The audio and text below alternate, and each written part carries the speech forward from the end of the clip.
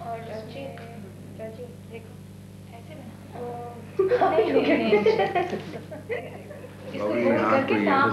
मर गया।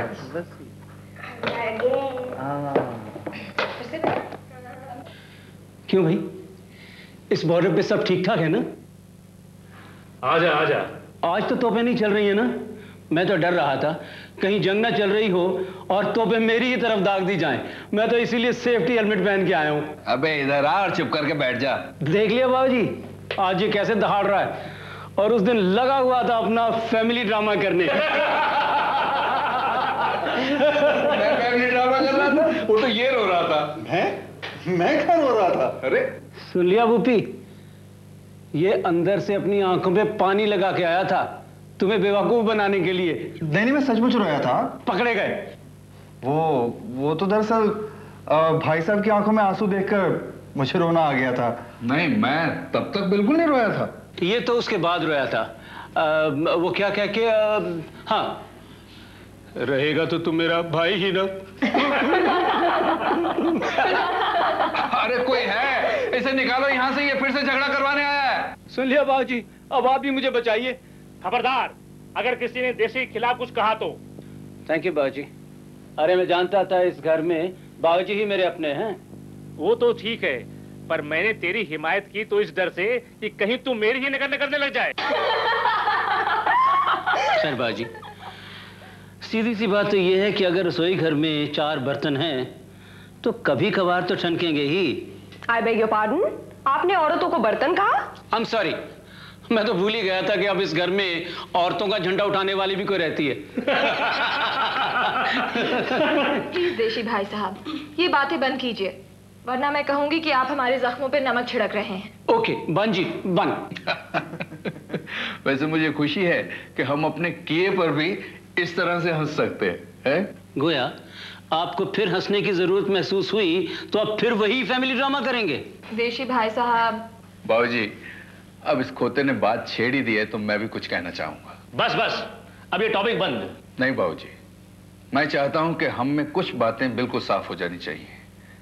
आखिर हमारा मकसद तो यही है ना कि हम मिलजुल कर एक साथ रहें। इसलिए मंजू, मैंने सुमन से कुछ बातें कही हैं और मैं चाहता हूं कि तुम उसके साथ मिल बैठकर वो बातें सुलझा लो।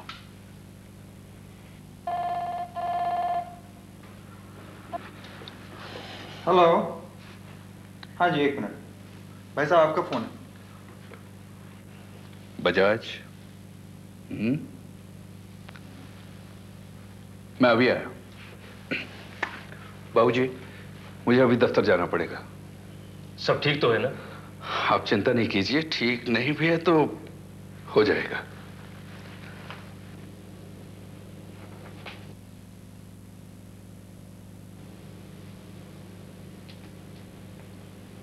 पर आप क्या मुझे बता सकते हैं कि मैं क्या गलत कर रहा हूं जो मुझे स्ट्राइक की धमकी दी जा रही है?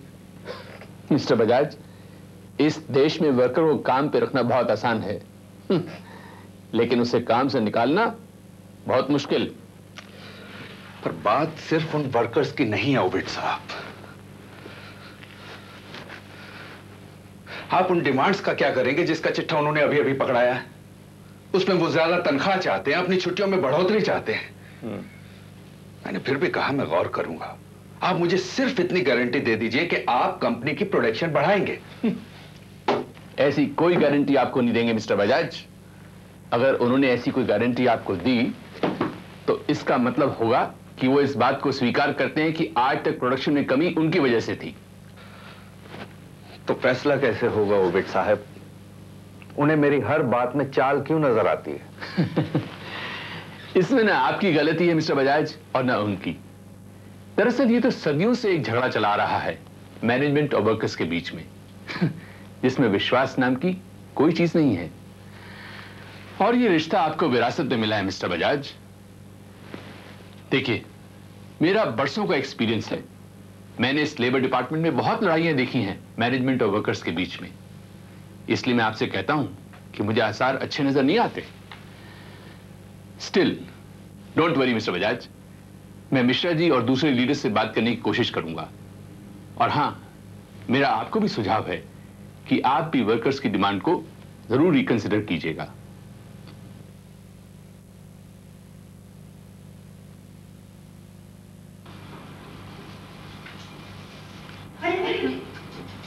नहीं है, इसकी सीज निकाली। अरे भाई अमित, तुम्हें तो खुश होना चाहिए कि तुम्हें मैच में नहीं खिलाया गया और तुम्हारी टीम हार गई।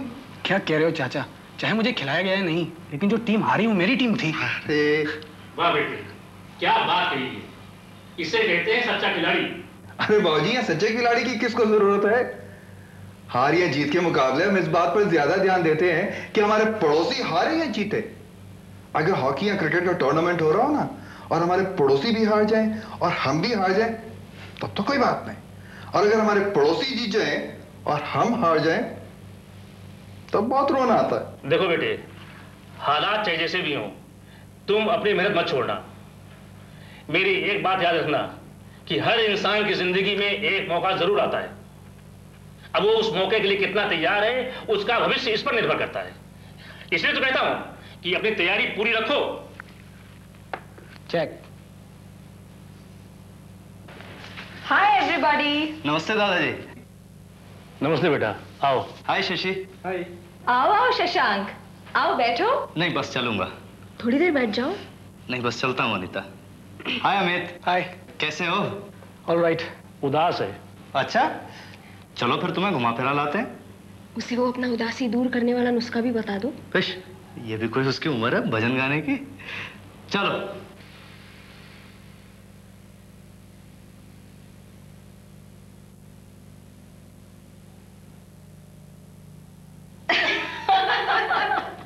और भाभी, काफी घुल मिल गए हैं अनीता और शशांक। भाभी, आप अनीता का मन टटोल कर तो देखिए। शशांक बुरा लड़का नहीं है, अच्छे खानदान का है। और अनीता भी अब शादी लायक तो हो ही गई है। आज नहीं करेगी तो अगले साल ही सही। आप जरा उससे पता तो कीजिए कि उसके मन में शशांक के लिए कुछ है क्या। Morning mummy. मॉर्निंग बेटे।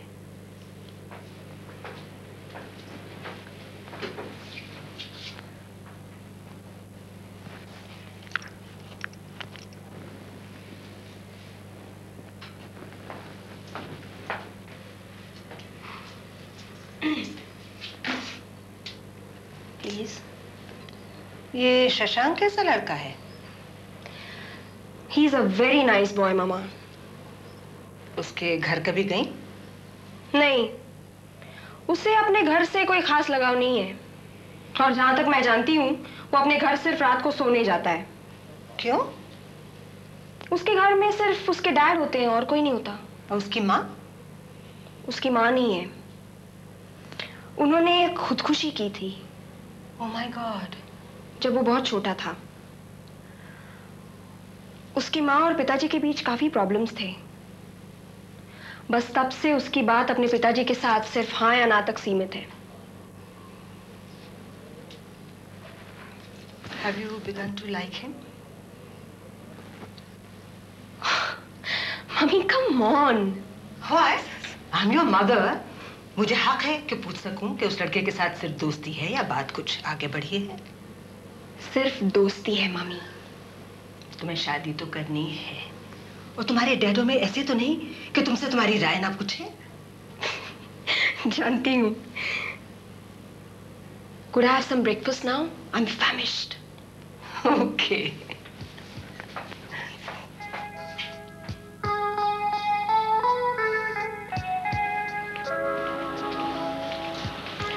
मेरी आज 4 बजे वेलफेयर सेक्रेटरी से मीटिंग है। पता नहीं कितने बजे खत्म होगी, इसलिए मुलाकात अब कल ही होगी। जी दीदी, ये पैकेट मैं शाम तक पार्सल कर दूंगा। हाँ। ओके अनीता। अच्छा सरस जी।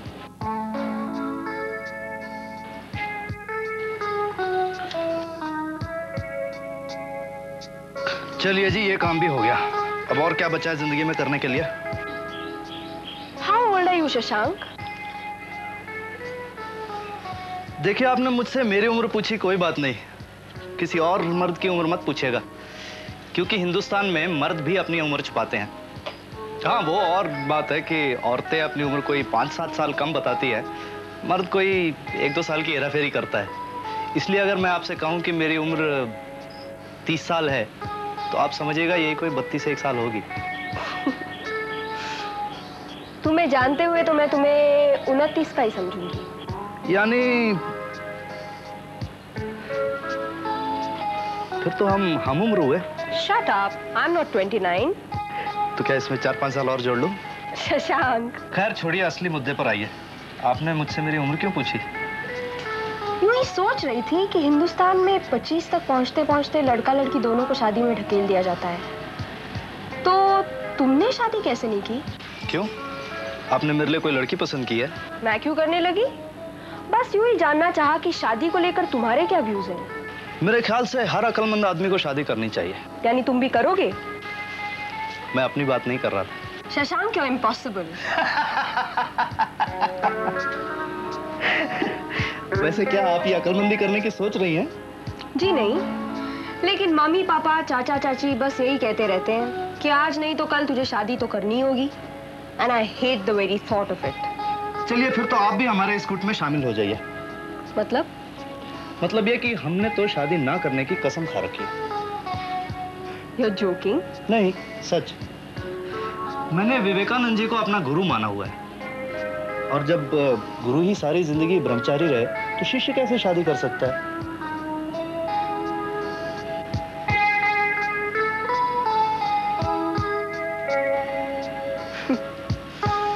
अच्छा ही है तुमने शादी न करने का फैसला किया है। वैसे भी तुमसे शादी करती कौन?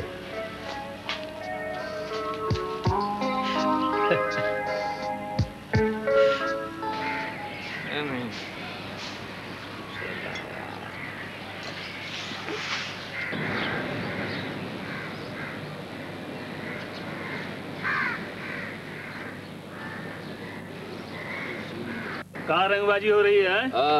मिश्रा जी नमस्कार। नमस्कार। खुदरा मिश्रा जी नमस्कार। देखो भैया, ऐसा है कि अब तो हम फैसला कर लिए हैं। ये जो विदेश से आए बजाज साहब है ना, इनको सबक सिखाना ही पड़ेगा। ये जाते हैं कैंटीन में वर्कर से बतियाते हैं। विदेश से आए हैं ना तो विदेशी फार्मूला लगा रहे हैं, वर्कर्स में फूड डाल रहे हैं। इनको अब अपना जलवा दिखाना ही पड़ेगा। तो फिर क्या सारे वर्कर्स की मीटिंग बुला ली जाए? कुछ टूटेंगे तो नहीं? अरे टूटने उठने की तुम कोई फिक्र मत करो। हम घोष साहब से बात कर लिए हैं, उनका पूरा सपोर्ट हमारे साथ है। जरूरत पड़ी तो उनके आदमी भी मिल जाएंगे। तब देखते हैं कौन टूटता है, हैं?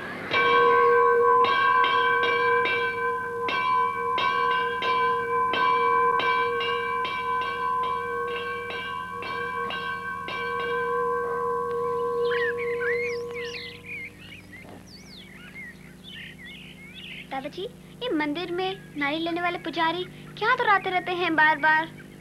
बेटी, वो मंत्र दोहराते हैं। इस मंत्र का नाम है गायत्री मंत्र। गायत्री मंत्र? हाँ बोलो। ओम भूर्भुवस्व। ओम भूर्भुवस्व। तत्सवितुर्वरेण्यम। तत्सवितुर्वरेण्यम। भर्गो देवस्य धीमहि। भर्गो देवस्य धीमहि।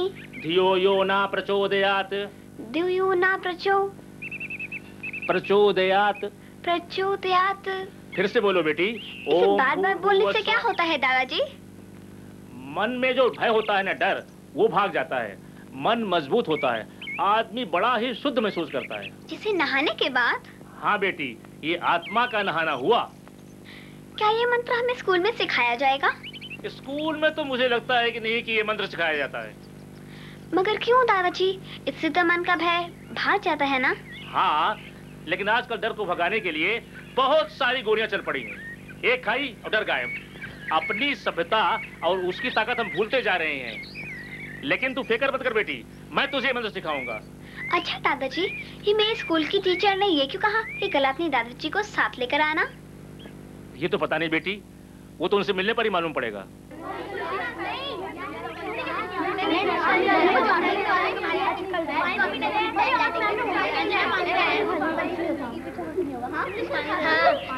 कल देखते हैं।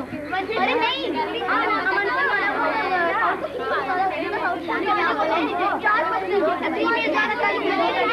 मैंने बात